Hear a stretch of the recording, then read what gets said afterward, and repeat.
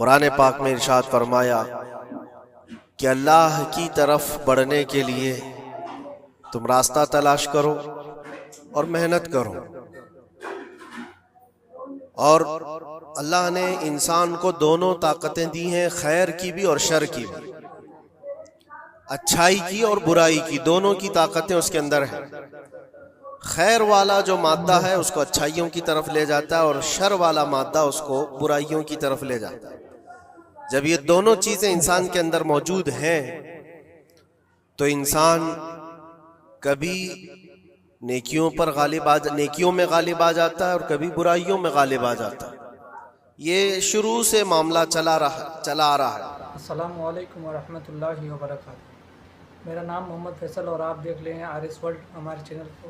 اگر آپ ہمارے چینل پہ نئے ہیں تو چینل کو سبسکرائب کر لیں، اور اس بیان کو پورا آپ ضرور سنیں. مفتی سلمان نظری صاحب نے کیا بتایا ہے کہ آج کے مسلمانوں کو کیسے اپنی زندگی کو گزارنا چاہیے اور آج کے حالات کو دیکھ کر کیسے رہنا چاہیے. مفتی سلمان نظری صاحب کا اس بیان کو آپ اور انہی معاملات کو لے کر انبیاء کرام علیہ السلام بندوں کی ہدایت کے لیے آتے رہے. اللہ تبارک و تعالیٰ نے بندوں کو یوں ہی نہیں چھوڑ دیا، بلکہ اپنے پیغمبروں کو بھیجا اور خیر اور شر کے درمیان تمیز سکھانے کے لیے انبیاء آتے تھے، یہی بتانے کے لیے کہ تم جس راستے پر چل رہے ہو اگر یہ غلط ہے تو غلط اور صحیح ہے تو صحیح. اور آخر نبی ہمارے آقا محمد صلی اللہ تعالی علیہ وسلم کے بعد پھر یہ کام امت کے علماء اولیاء انجام دیتے رہے.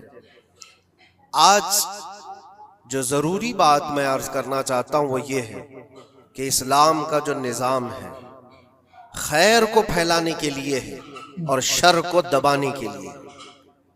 اسلام پوری طاقت اس پر لگاتا ہے کہ خیر کا نشر ہو، اس کی تبلیغ ہو اور برائیوں سے لوگ بچیں. اور آپ کو پتہ ہے اللہ تعالیٰ نے ہمارا لقب قرآن میں کیا بیان فرمایا؟ کنتم خیر امت، تم خیر امت ہو، یعنی بہترین امت ہو. اخرجت للناس، لوگوں میں اللہ نے تم کو سب سے بہترین امت بنایا. لیکن وجہ کیا ہے؟ کس وجہ سے تمہیں خیر امت کہا گیا؟ آگے خود اللہ تعالیٰ قرآن میں فرماتا ہے کنتم خیر امت اخرجت للناس تأمرون بالمعروف وتنہون عن المنکر، تم لوگوں کو اچھائی کا حکم دیتے ہو اور برائیوں سے روکتے ہو. یہ ہمارا خاصہ ہے، یہ ہماری اسپیشیلٹی ہے. اچھائیوں کی تعلیم دینا، اس کی ترغیب دینا، اس کی تبلیغ کرنا، اس کو پھیلانا، یہ اسلام کا نظام ہے. اور برائیوں سے روکنا یہ اسلام کا نظام ہے. اور خیر امت ہونے کے سبب آپ کو یہ کام کرنا ہی ہوگا. لوگ اگر یہ سمجھتے ہیں کہ یہ صرف مولانا لوگوں کا کام ہے یا مبلغ کا کام ہے، مائک ملے گا تو ہی تبلیغ کرے گا، نہیں. ہر مسلمان کی ذمہ داری ہے کہ وہ خیر کو اپنی طاقت کے مطابق لوگوں میں پھیلائے اور برائی دیکھے تو اس کو روکے. اور برائی دیکھ کر کے خاموش رہنے والے کا وہی انجام ہے جو برائی کرنے والے کا انجام. ایک حدیث میں ملتا ہے جبرائیل علیہ السلام ایک بستی پر عذاب نازل کر چکے تھے اللہ کے حکم سے. وہ بستی گنہگار تھی بہت، لیکن اس میں ایک نیک بندہ تھا، بہت پرہیزگار تھا، کبھی گناہ نہیں کیا تھا اس نے. انہوں نے اللہ کی بارگاہ میں پوچھا جبرائیل نے کہ مولا اس بستی میں ایک نیک بندہ بھی ہے، اس کا کیا کیا جائے؟ اللہ تبارک و تعالیٰ کا حکم جلال تھا کہ اس کو بھی اسی میں تباہ کر دو، عذاب میں اس کو بھی گرفتار کر دو. عذاب اس پر بھی آیا. جبرائیل علیہ السلام کافی دنوں کے بعد پھر رب تعالیٰ کی بارگاہ میں پوچھتے ہیں کہ اس کا کیا قصور تھا؟ وہ تو تیرا عبادت گزار بندہ تھا، نیکوکار تھا، گنہگاروں پر عذاب آیا، لیکن اس پر کیوں آیا؟ اللہ نے فرمایا وہ نیک تو تھا لیکن اس کی آنکھوں کے سامنے برائیاں ہوتی تو اس کو کچھ فرق نہیں پڑتا تھا، یہ دیکھتا اور خاموش رہ جاتا تھا. تو گناہ کرنے والوں کا اور برائیوں کا اڈا سجانے والوں کا جو انجام ہے وہ دیکھ کر خاموش رضامندی رکھنے والوں کا بھی وہی انجام ہوگا. اس لیے امت کی ذمہ داری ہے یہ کہ آپ اپنے ارد گرد اگر برائیاں دیکھیں اور غلط بات دیکھیں تو اس کو روکیں. اور روکنے کی آپ کے پاس جیسی طاقت ہو، زبان سے روک سکتے، زبان سے، ہاتھ سے روک سکتے، ہاتھ سے. یہ دونوں کی طاقت نہیں ہے تو دل میں برا جان کر اس جگہ سے اٹھ جاؤ، اس جگہ کا بائیکاٹ کرو. بے شک یہ تو کم سے کم کر ہی سکتا ہے انسان. ہو سکتا ہے آج کے دور میں ہاتھ کا استعمال تمہارے لیے بہت مصیبت بن جائے, تمہارا اس کے اوپر حکم نہیں چلتا ہو, زبان کا استعمال نہیں کر سکتے ہو, مجبور ہو, تو اس میں کیا مجبوری ہے کہ اپنے دل سے برا جان کر کے اٹھو. اور یہ بھی نہیں کرتا تو سمجھ لو کہ ایمان کا آخری حصہ بھی اس کے دل سے چلا گیا. ایمان جس کے پاس تھوڑا سا بھی باقی ہے وہ برائیوں کو دیکھ کر کے وہ برانگیختہ ہوگا, اس کی طبیعت برائیوں کو دیکھ کر کے ماننے کو کبھی تیار نہیں ہوگی. اس لیے خیر امت کا جو سٹیٹس ہے اس کو مینٹین کرنا ضروری ہے. یہی تو بات ہے میرے عزیزو. ہزار طرح کی مصیبتیں آئیں ہم پر, لیکن ہم اس مشن کو نہیں چھوڑ سکتے جو ہمارے ایمان کا حصہ ہے, جو ہمارے ایمان کا حصہ ہے. ہمیں جو برائی نظر آئے گی اس پر بولنا ہم پر واجب ہے, اور اس پر بھی خاموش اور مصلحت کی اور حکمت کی بات کر کے اس کے بہانے سے گوشہ نشین ہو جانا یہ امت کی ذمہ داری نہیں ہے. یہ تو راستہ تلاش کرنے اور بہانے کی بنانے کی ذمہ ایک سوچ ہے. باقی ہر عالم دین ہو, ہر مومن ہو, برائی کو دیکھے تو اس کا اظہار کرے اور لوگوں کو روکنے کی کوشش کرے. ایک بات اور میں بتاؤں, معاشرے میں کچھ سود خور ہیں, کچھ شرابی ہیں, اور ان کے متعلق ایسا ہے کہ وہ اچھا اثر اور رسوخ رکھتے ہیں.